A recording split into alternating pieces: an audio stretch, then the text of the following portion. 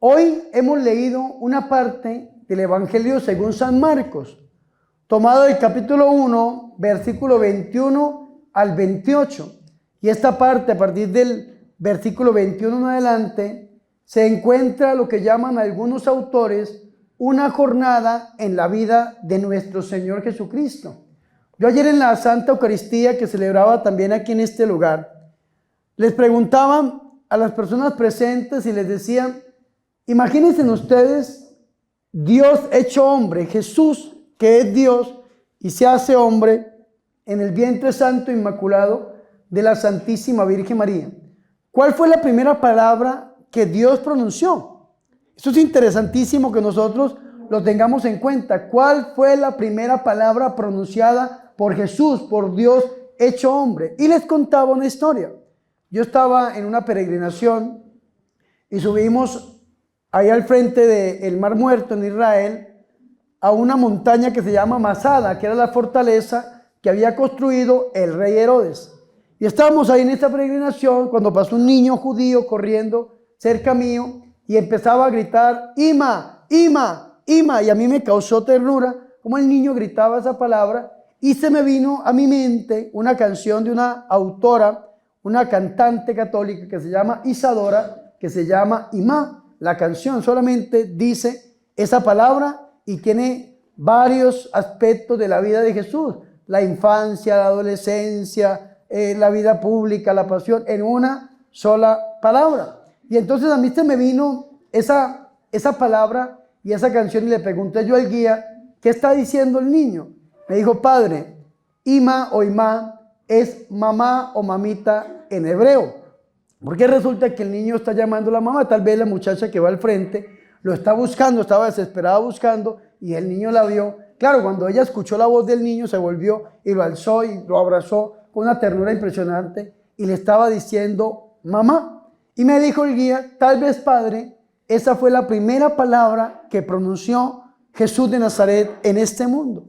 La primera palabra fue mamá, mamita, como lo hacemos nosotros cuando éramos niños. La primera palabra que por lo general un niño pronuncia, ¿cuál es? Mamá, por lo general, no hay otra palabra. Entonces vea qué interesante esto. Ayer escuchábamos nosotros una parte anterior del Evangelio de San Marcos, capítulo 1, versículo 14 en adelante. La primera palabra pronunciada por nuestro Señor Jesucristo antes de iniciar su vida pública. ¿Cuál fue la primera palabra que pronunció Jesús? Y esta palabra fue conversión. Conviértase, dice el Señor, y nos lo van a repetir a nosotros el miércoles de ceniza, cuando nos acerquemos, si es que este COVID nos deja a recibir la ceniza, y dice el sacerdote: conviértete y cree en el Evangelio. O también dicen: recuerda que eres polvo y en polvo te convertirás. Pero me gusta más la primera: conviértete y cree en el Evangelio. Esta fue la primera palabra que pronunció Jesús antes de iniciar, o cuando inició su vida pública. Una palabra que dentro del Nuevo Testamento es una palabra muy privilegiada, una palabra que ocupa dentro del lenguaje cristiano un lugar muy hermoso. ¿Por qué? Porque Dios nos está llamando a un cambio, a una conversión. Esta palabra viene del griego metanoia, y la palabra metanoia, que ya existía en el lenguaje de los antiguos griegos, era un cambio de sentido. Si un griego iba caminando hacia el norte y escuchaba la palabra conversión, tenía que cambiar hacia el sur o hacia otro punto cardinal. Y es importante porque a nivel militar esta palabra se utiliza mucho. Usted algún día que se acuerde de mí y usted vea a los militares así grandes, acuerpados como yo, que van en sus desfiles, usted va a escuchar que el que los ordena, el que los comanda, les grita: conversión a la izquierda, e inmediatamente tienen que voltear a la izquierda porque es una orden que se le da, y dicen así: conversión a la izquierda, y entonces voltean a la derecha, o a la derecha, que es a la derecha. Y esto es importante que lo tengamos en cuenta, porque esta palabra significa cambio. Y para nosotros los cristianos, ¿es un cambio de qué? Es un cambio de vida. Pasar como el pueblo de Israel pasó de la esclavitud, ¿a dónde? A la libertad. Pasar lo que el Señor quiere que nosotros pasemos, del pecado, ¿a dónde? A la gracia. Pasar de la muerte ¿a dónde? A la vida. Pasar de la enfermedad ¿a dónde? A la salud. Pasar de la opresión ¿a dónde? A la libertad. Pasar de la ruina, miseria, escasez y enfermedad ¿a dónde? A la prosperidad que nos da nuestro Señor y Salvador Jesucristo. Pasar de la lejanía de Dios ¿a dónde? A la cercanía de Dios. Pasar de servir a los tres enemigos del alma, la carne, el mundo y el diablo, a pasar a servirle a nuestro Señor y Salvador Jesucristo. Eso significa conversión. Es decir, si usted está caminando hacia el pecado, pues ya deje de caminar hacia el pecado y vuélvase a caminar hacia Dios. Entréguele su vida a nuestro Señor y Salvador Jesucristo para que el Señor le dé ese verdadero cambio. Esa palabra metanoia es una palabra muy privilegiada. Fue la primera palabra que pronunció Juan el Bautista.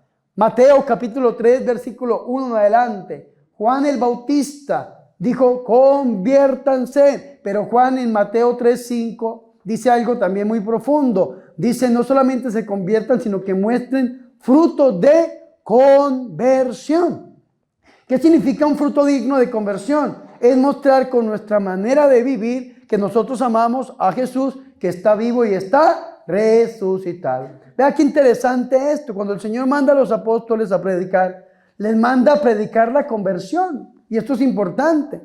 La primera palabra que utiliza Pedro, cuando viene Pentecostés y Pedro da un discurso impresionante y después de ese discurso los judíos con el corazón compungido, apachurrado, tocado por el Espíritu, le preguntan, ¿y qué tenemos que hacer? La primera palabra que utiliza Pedro es, conviértanse y háganse bautizar para el perdón de sus pecados. Una palabra impresionante que el mismo San Pablo en Romanos capítulo 12, versículo 2, dice, cambien su manera de pensar para que cambien su manera de vivir. Ya no podemos pensar como piensa el mundo, como piensa la carne o el diablo, sino que tenemos que pensar como piensan o pensamos los hijos de Dios. Y a través de ese cambio, de esa metanoia, de esa conversión, es que el Señor nos quiere dar a nosotros la salvación. Porque la salvación ya está dada, solamente volvernos al Señor. Y vea qué interesante esto, porque después de que el Señor Jesucristo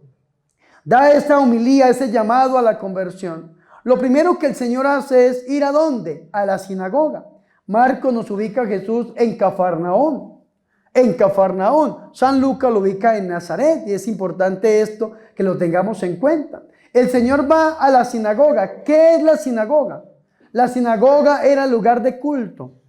La sinagoga era un lugar que había aparecido en el destierro de la Babilonia, donde no se hacían sacrificios, pero sí se predicaba la palabra, se leía. Y cuando se leía la palabra, la ley en la sinagoga, los ojos de la gente estaban puestos en el libro. Según San Lucas, en el capítulo 4, los ojos de la gente estaban puestos en Jesús, que es la verdadera palabra de Dios. Y eso es importante que lo tengamos en cuenta. Dice que el Señor fue el día sábado. El día sábado era el día de descanso o el día sagrado para los judíos. El día que utilizaban solamente para ir a la sinagoga a meditar acerca de su fe, de la ley. No podían hacer absolutamente nada más. Y el Señor este sábado va a esta sinagoga y el Señor se pone a enseñar.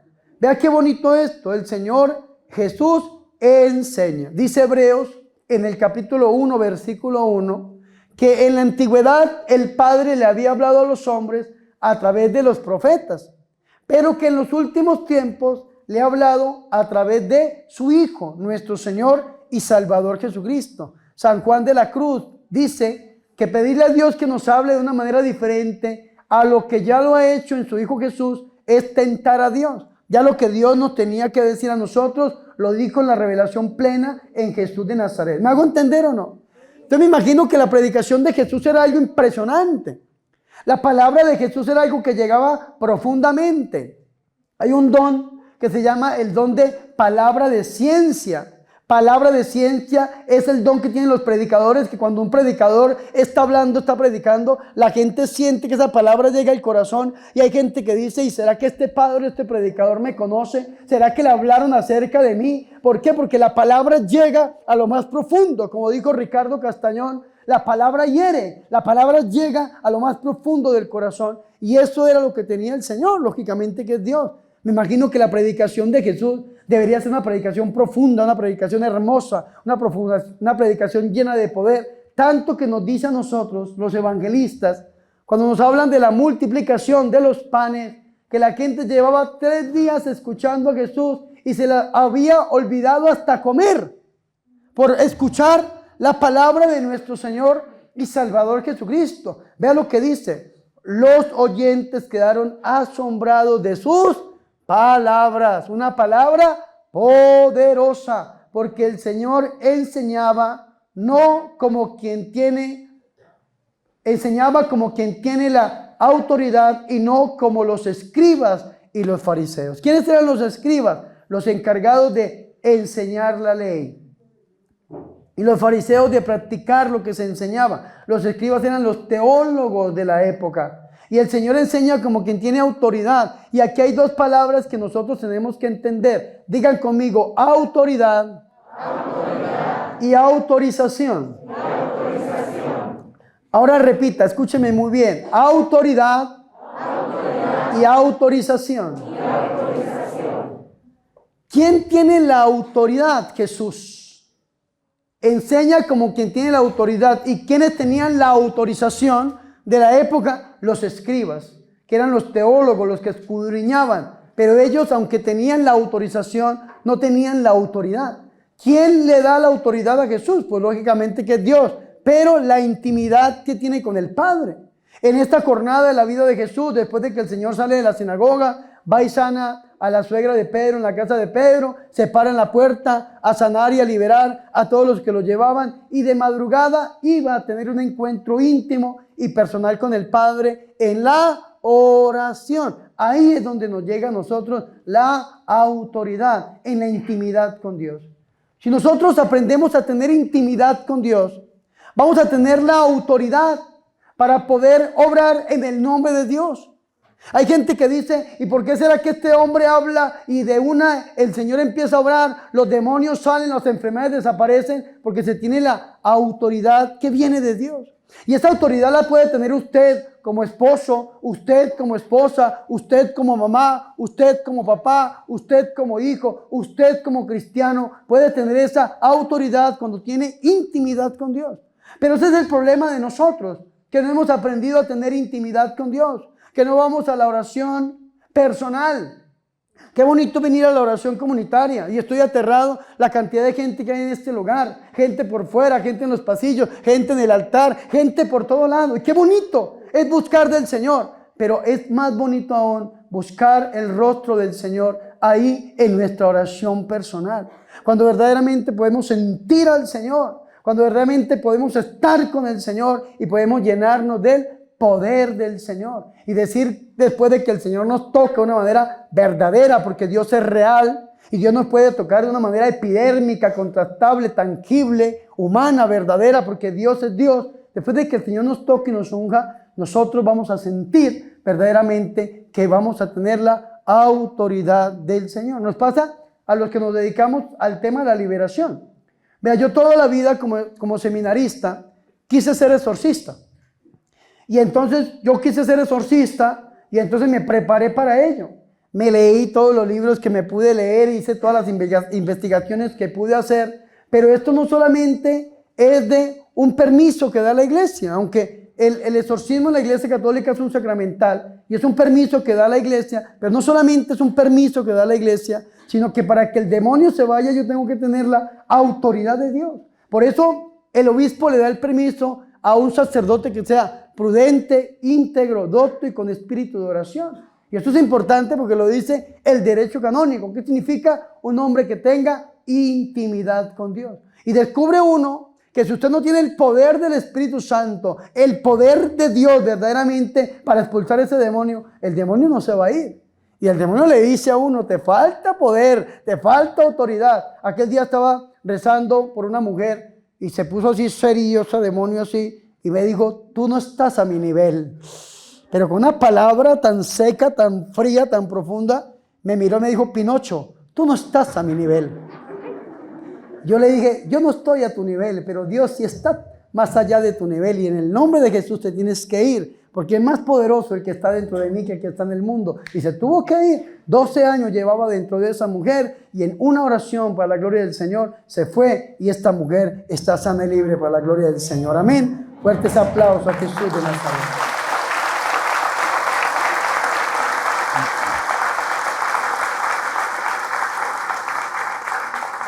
El Señor predicaba como el quien tenía autoridad y no como los escribas que tenían la autorización. Ojalá que el día que nos den la autorización nos agarre, nos encuentre con la autoridad del Espíritu Santo para poder obrar milagros, porque esa autorización, con esa autoridad es lo que necesitamos dentro de la Iglesia Católica.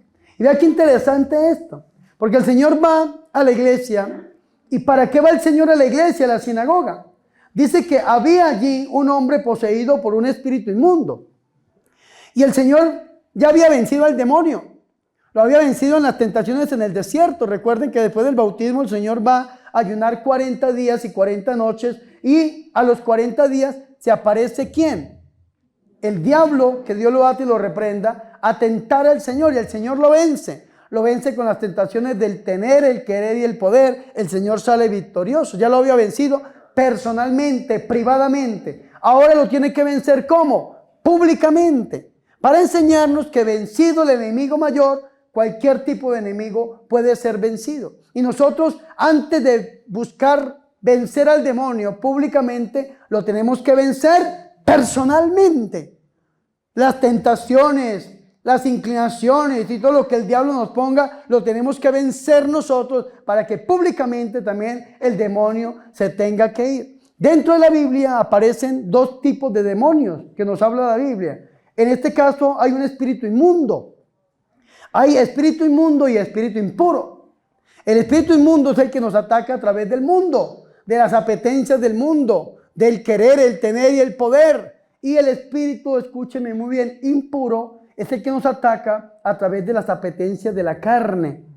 El pecado original que se perdona en el sacramento del bautismo deja dos heridas: la concupiscencia y la irascibilidad. Y la concupiscencia es esa inclinación hacia lo pecaminoso, hacia lo carnal, y de ahí es que se pega el diablo. ¿Y saben cómo se llama ese demonio? El espíritu inmundo y el espíritu impuro. El espíritu impuro se llama el demonio de porneia.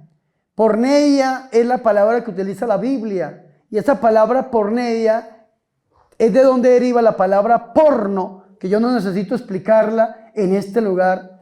Es decir, la gente que consume pornografía está abriéndole su alma al diablo a través de sus ojos, de sus oídos, y dejarlo bajar directamente al corazón.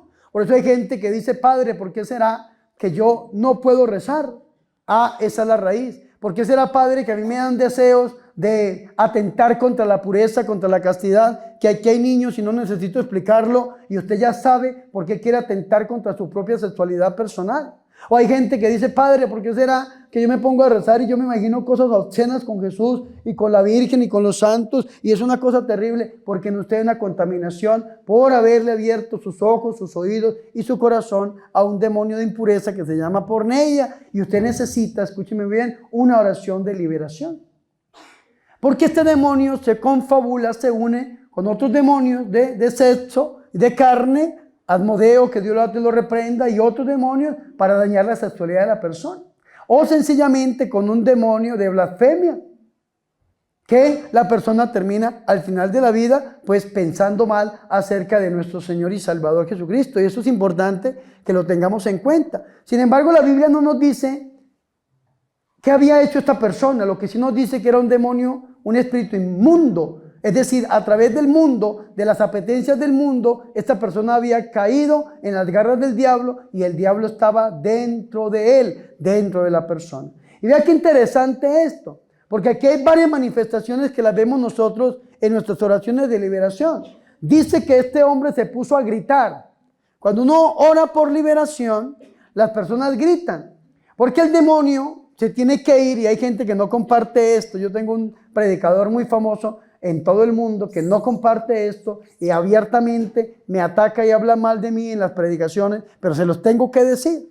Vea, el demonio se va a través del grito, vómito, bostezo, erupto, sudor, temblor, lágrima, moqueo, y otras cosas que no las voy a nombrar yo aquí en este lugar. Se va, porque si a usted le hicieron una brujería, si en usted hay una contaminación y esa contaminación se rompe, tiene que salir de alguna manera. Si a usted le dieron una comida conjurada a los demonios que se llama un maleficio, o una bebida conjurada a los demonios que se llama un bebedizo, y usted se la comió y a través de esa comida viene una enfermedad, cuando uno rompe eso que le dieron a usted, el cuerpo expulsa eso. Y expulsa, escúcheme muy bien, a través del vómito, de la baba, sale. Y a veces son cosas terribles. En Colombia, cuando teníamos la comunidad, había una señora que estaba muy atacada por el demonio. Y entonces le orábamos y le orábamos y le orábamos a esta señora. Y una vez hicimos una jornada de liberación tremenda y ella llegó a la casa y vomitó agua, vomitó. Pero después de que vomita el agua, se materializa en un pájaro de 73 centímetros. Pájaro negro impresionante. Ahí delante de los ojos de nosotros había gente que escupía alfideles, tornillos, puntillas, cadenas, serpientes. Una cosa impresionante. Le hacen a usted una ecografía o lo que quiera que le hagan, una radiografía o un MRI, lo que sea, y a usted no le sale nada. Sin embargo, usted está enfermo. Yo mismo estaba haciendo una liberación y la muchachita vomitando, me vomitó una cuchilla de afeitar. Otra muchachita vomitando, me vomitó una moneda de $0.25. Y así sucesivamente le podía decir todo lo que vomitan las personas. Y después de que sale eso, la persona queda libre. Pero vea qué interesante esto. Porque hay pecados que se materializan en la persona. Hay pecados como la droga. Yo tuve la oportunidad de atender a un muchacho que se llamaba Fernando en Nicaragua, que en paz descanse. Y este muchacho había sido drogadicto. Y él tuvo una recaída, unos deseos de consumir. Y como yo fui drogadicto, entonces me buscaron a mí para hacerle la liberación. Y empezamos a liberar. Y este muchacho, después de 4 o 5 años sin consumir, empezó a vomitar el crack. A vomitar lo que llamamos en Colombia el bazuco. O la panela, la piedra esa que deja la cocaína. Y 4 años sin consumir y empezó a vomitar. Y vomitaba. Yo que conozco el olor a la droga, yo dije, uy, esto es pura droga. Hay gente que está atacada por el demonio de alcohol. Y he tenido casos de gente que vomita agua, que huele alcohol. Aunque hoy en día por este COVID todo huele alcohol. Pero huele alcohol. ¿Me hago entender o no? Sí. O yo le decía en estos días, yo tengo un olfato de perro espiritual. Yo huelo el maleficio. No todo el mundo que ya, padre, huela, me huela. No. Sí, me imagino, ay, padre. Y yo con mi nariz. No. Pero a veces cuando uno está orando y yo huelo cuando es un maleficio, un bebedizo, me llegan olores. Yo pensé que eso lo tenía todo el mundo lo sentía, pero he ido descubriendo que no. Vea, el maleficio, cuando uno le está orando a alguna persona y de pronto los servidores o los que estén escuchando por YouTube, el maleficio, cuando una persona tiene maleficio, en el sudor, en el olor que expide la persona, pareciera como si la persona tuviese una herida con pus, con materia. Así huele el maleficio. Entonces, cuando yo le estoy orando a alguien y la persona pide ese olor, yo digo, aquí hay un maleficio. Y así los médicos digan que no, los psicólogos digan que no, los psiquiatras digan que no, y el mundo diga que no, a mí nadie me quita lo bailado. Cuando el Señor me pone un olor de eso, yo digo, aquí hay algo. Y he tenido casos de personas que les oro durando 1 año, 2 años y no manifiestan nada. Y a los 2 años se rompe lo que tenían y vomitan ese maldito maleficio que le dieron. Y ahí estaba esa enfermedad que tenía esta persona. Lo mismo el bebedizo. El bebedizo huele como agua de alcantarilla. Cuando usted esté orando de alguna persona y usted sienta ese olor a agua de alcantarilla, usted está siendo atacado por un maleficio. Tal vez la misma persona que uno le está orando no lo siente, o a veces los servidores no, pero es el olfato que Dios le da a uno, el olfato espiritual que Dios le da a uno para poder discernir. Y así hay diferentes olores que llegan.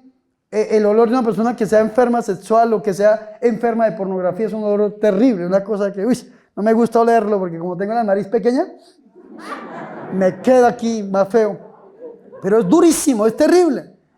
Y así sucesivamente el Señor va dando ese discernimiento. Y entonces vea qué interesante. Este endemoniado se puso a gritar. Y en medio de los gritos dijo unas palabras hasta interesantes. Vea lo que dijo. ¿Qué quieres tú con nosotros? Está hablando en plural. No está hablando en singular. No dice ¿qué quieres conmigo? Sino dice ¿qué quieres con nosotros. Y aquí hay algo importante. Porque dice el Señor en San Marcos y en San Lucas capítulo 11 y San Mateo capítulo 12 y San Marcos capítulo 3, que el diablo no puede expulsar al diablo, que Satanás no puede expulsar a Satanás. Entonces usted está siendo atacado por un maleficio, por una brujería, por una hechicería. Y usted, en lugar de ir a la iglesia, de confesarse, de vivir los sacramentos, de entrar en la oración, de buscar la autoridad del Señor, usted se va como el idiota útil al brujo, a la limpia, al hechizo, al entierro, al culto a la muerte, al impedimento, al despojo y a lo que quiera llamarlo. Usted se va para donde el brujo. ¿Sabe qué hace el brujo? El brujo le conjura un demonio mayor al que usted tiene, y el demonio que llega a su vida aplaca al otro, lo aplaca, lo deja quieto. Así como cuando uno agarra a alguien y le dice no te muevas, y entonces ahí lo deja quieto. Pero pasa un mes, 2 meses o un año, y después los demonios se confabulan, se unen, y viene otra vez la persona a sufrir. Ay, ¿por qué será que me volvieron a hacer maleficio? Y vuelve y le mete el tercero, y el cuarto, y el quinto, y en cada limpia, y en cada huevo que usted se pase, y en cada cosa que usted haga, le meten, y le meten, y le meten, y le meten demonios, y cada vez más fuertes, y más fuertes, y más fuertes, hasta que en la liberación terminan repitiendo esto. ¿Qué tenemos con nosotros? Tú con nosotros, ¿o qué tenemos nosotros contigo? Yo he encontrado personas que gritan ahí también, somos legión. ¿Y saben cuánto era una legión para los soldados romanos? 5,000 soldados, es decir, 5,000 demonios atacando a una persona. Uy, qué cosa tan horrible esto. Y la pobre gentecita ahí está de limpia en limpia, de brujo en brujo, una cosa y la otra. No, usted no necesita ir donde los brujos. Usted necesita es venir a la iglesia, pedirle al Señor que a través del sacerdote lo bendiga, confesarse, comulgar, rezar el rosario, hacer ayunos, leer la Biblia, hacer vigilias, ayudar a la iglesia con sus ofrendas, ir a la Eucaristía. Esto es lo que usted necesita. Y si está de buenas y se encuentra un cura loco que le haga una oración de liberación y que reprenda ese demonio, pues qué bendición tan grande. Y si está aún más bendecido y puede encontrarse con un exorcista que haya sido delegado con el obispo, que le rece un exorcismo, ahí verdaderamente está su liberación. Amén. Fuertes aplausos al Señor Jesús.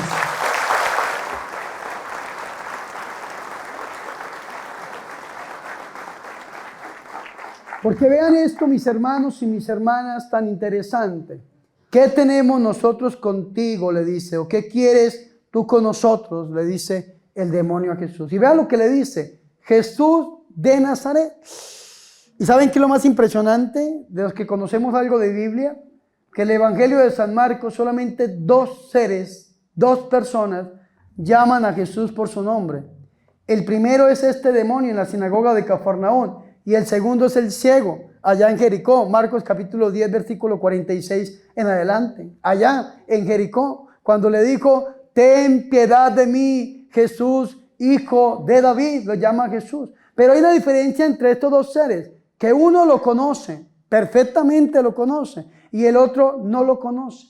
El que lo conoce no cree, y el que no lo conoce sí cree. El que lo conoce lo ve, y el que no lo conoce no lo ve. El que lo conoce lo llama por su nombre, pero no lo deja entrar a su corazón. El que no lo conoce, que es el ciego, lo llama por su nombre y lo deja entrar a su corazón. A uno el Señor lo deja hablar, se llama el ciego. ¿Qué quieres que haga por ti? ¿Qué le dijo el ciego? Que vea, y el Señor lo sana. Al otro, ¿para qué lo deja hablar el Señor? Si esas palabras son palabras vacías. Y es terrible cuando nosotros decimos palabras vacías en nuestra vida.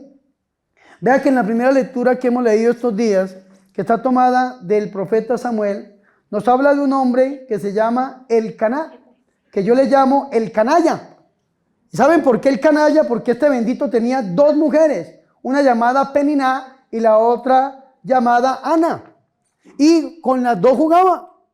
Una la hacía sufrir, la hacía llorar, y a la otra pues intentaba amarla. Pero un hombre con 2 mujeres, qué terrible esto, hermanos. Ojalá que aquí no haya ningún canalla que tenga 2 mujeres al mismo tiempo, porque qué terrible es hacer sufrir a una mujer, romperle el corazón, jugar con ella, porque eso es un pecado de adulterio terrible. El pecado de adulterio trae enfermedad, trae muerte, trae ruina, trae miseria.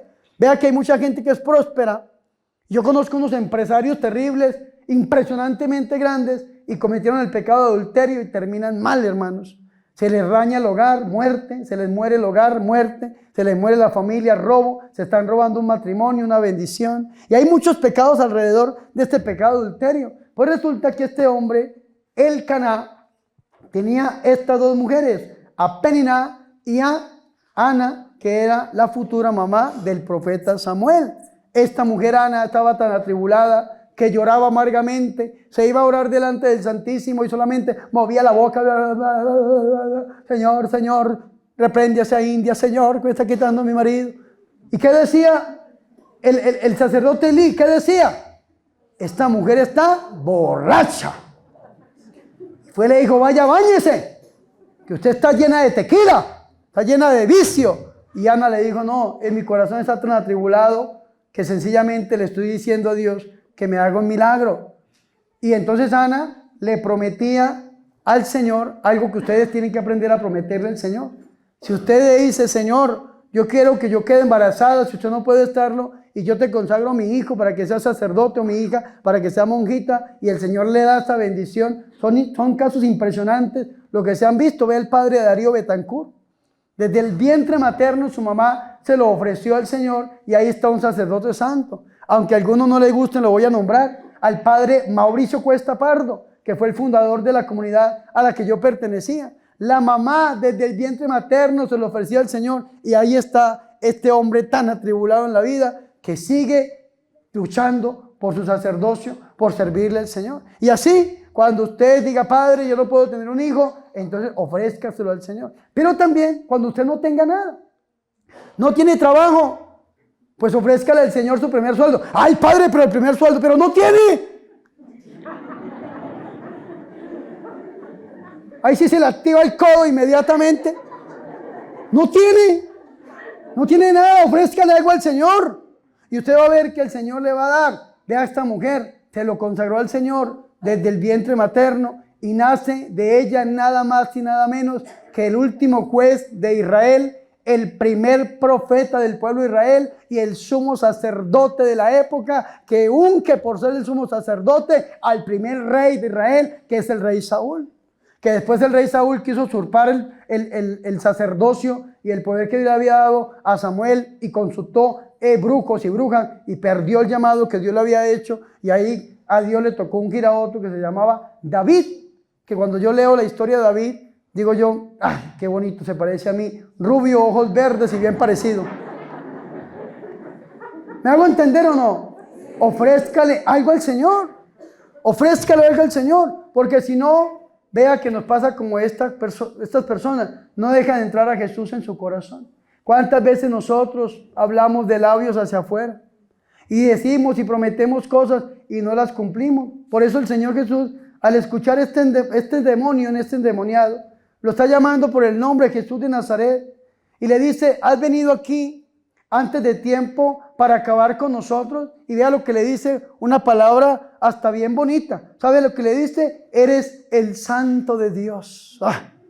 Como la gente que dice, Padre, es que yo voy allá donde la señora, porque es que me hace la limpia, le da culto a la muerte, pero tiene la imagen de la Virgen María. Sí, como que tener la imagen de la Virgen María ya, entonces ya se salvó. No, señores, lo están engañando. ¿Qué dijo el demonio? Eres el Santo de Dios. Qué palabra tan bonita, pero es una palabra engañosa, es una palabra venenosa. ¿Saben por qué? Porque en la Biblia encontramos que el demonio le llama a Jesús Hijo de Dios, el Santo de Dios. Cuando lo tentó, ¿qué le dijo? Si eres Hijo de Dios, ordena a estas piedras que se conviertan en panes. Ahorita le está llamando el Santo de Dios. Le va a decir que es el Mesías, el ungido. El demonio se lo va a decir. Pero esas palabras, escúcheme muy bien, el demonio no las puede cambiar. Que Jesús sea Hijo de Dios, quiera o no quiera, va a ser Hijo de Dios y siempre será Hijo de Dios. Que Jesús sea el Santo de Dios, pues el demonio, ¿qué va a poder cambiar eso? Que Jesús sea el Mesías. No, pero usted nunca va a escuchar en la Biblia, dice el padre Gabriel Amor, que en paz descanse, que el demonio le diga a Jesús, tú eres mi Señor. Tú eres mi Señor, nunca. De hecho, 1 Corintios capítulo 12, versículo 1, dice, nadie que sea movido por el Espíritu Santo puede decir, maldito sea Jesús. Y nadie que no sea movido por el Espíritu Santo puede decir, Jesús es mi Señor.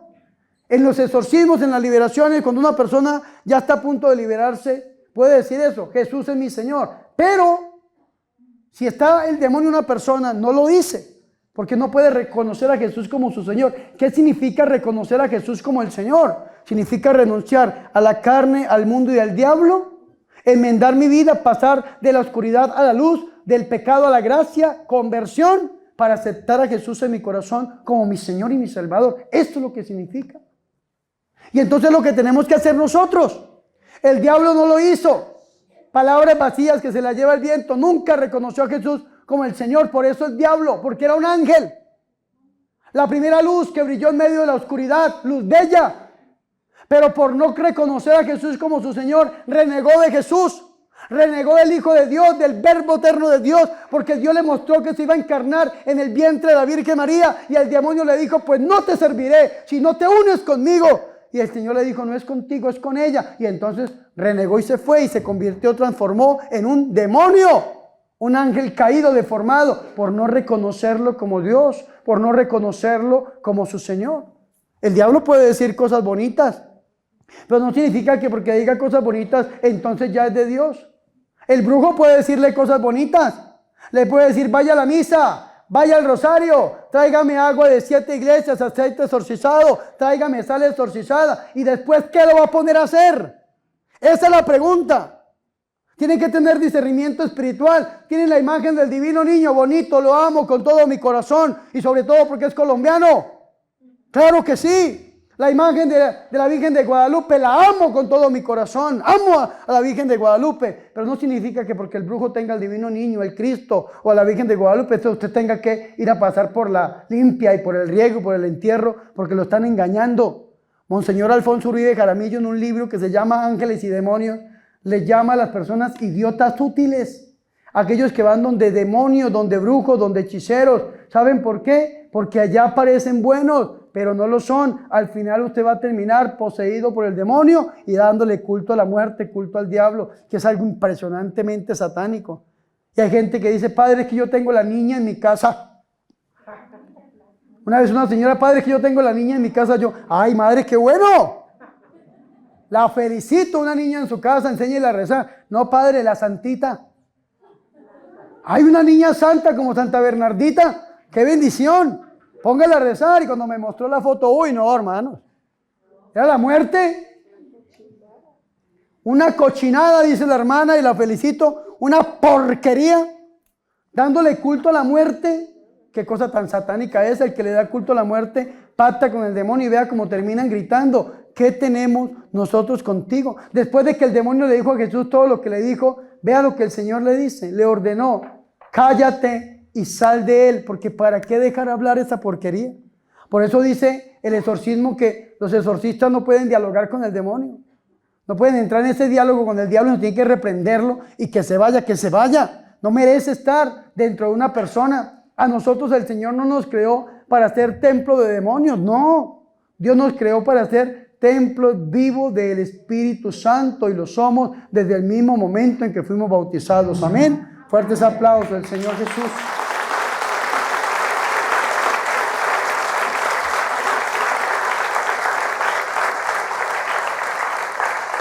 Y vea qué interesante, mis hermanos y mis hermanas, porque dice que el espíritu inmundo, sacudiendo al hombre con violencia, vea, para que entiendan, de que a veces lo vemos nosotros en las oraciones, sacuden a la persona con violencia y se mueven, tiene una fuerza terrible, vea, para que haya un discernimiento de posesión demoníaca, porque no hay posesión satánica ni diabólica, no, hay posesión demoníaca. Tiene que haber 4 cosas. Primero, hablar lenguas extrañas. Segundo, un conocimiento del oculto. Tercero, una aversión a lo sagrado. Y cuarto, fuerza sansónica. Hay gente que tiene una fuerza que no la pueden tener ni 4 o 5 hombres grandototes, y es una niña de 12, 13 años y los bota y los escupe y los araña y no se deja ni tumbar, se para y qué cosa tan terrible, hermano. Vea que dice la Biblia: y sacudiéndolo con violencia. Imagínense ustedes eso. Y dando un alarido, un grito, un ruido que sale. El padre Fortea en uno de sus libros cuenta que él estaba haciendo un exorcismo y sale ese demonio y pegó en el techo de la iglesia y le rompió el techo de la iglesia. Y cuando el padre fue a cobrar el seguro le decían que no le querían pagar porque no había sucedido ninguna tormenta. Y él no podía explicar cómo era que se había roto el techo de la iglesia. Y fue un demonio saliendo.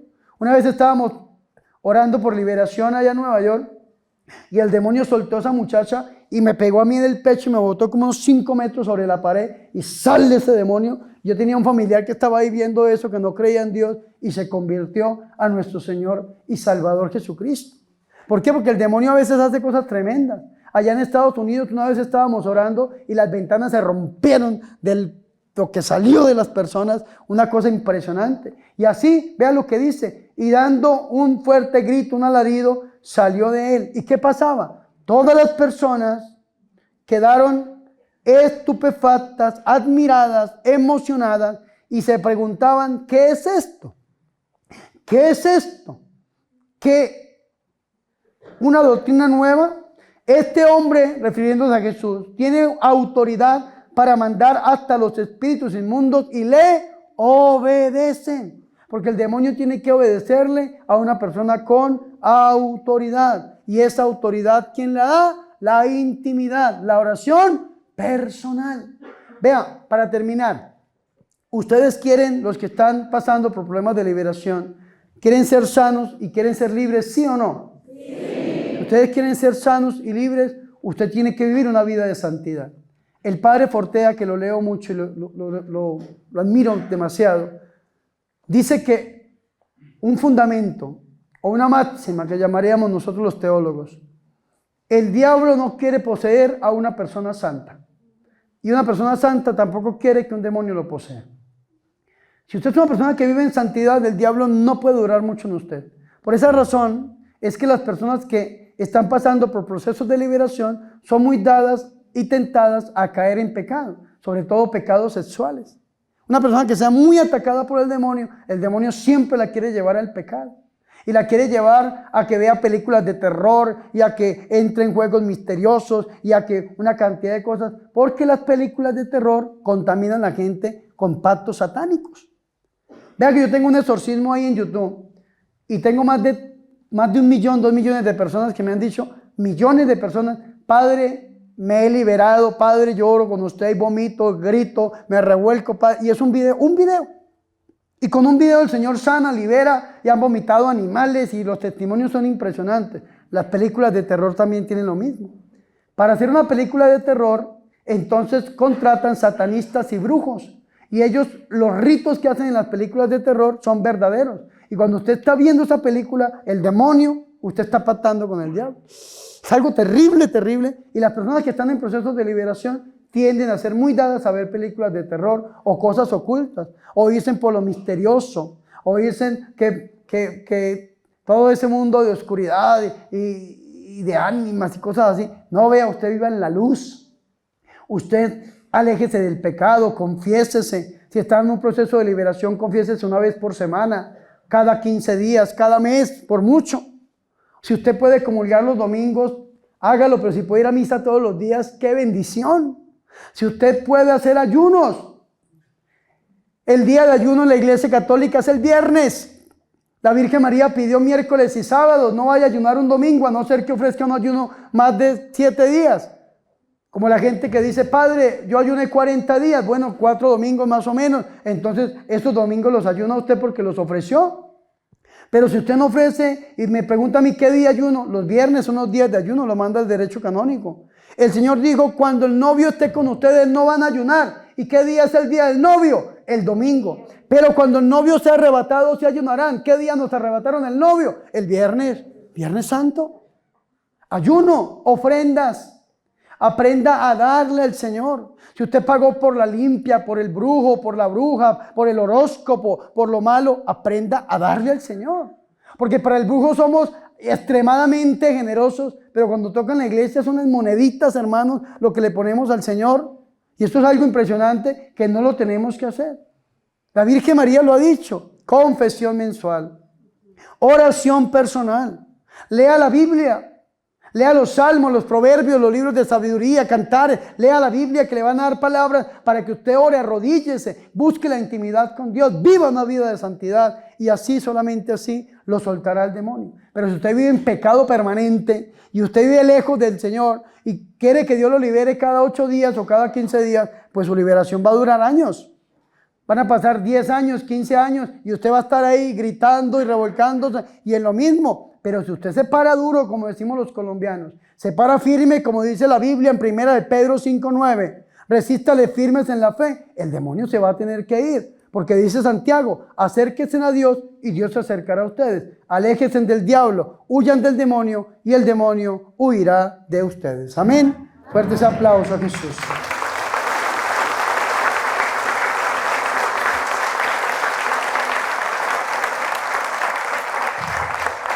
Y termino con esto.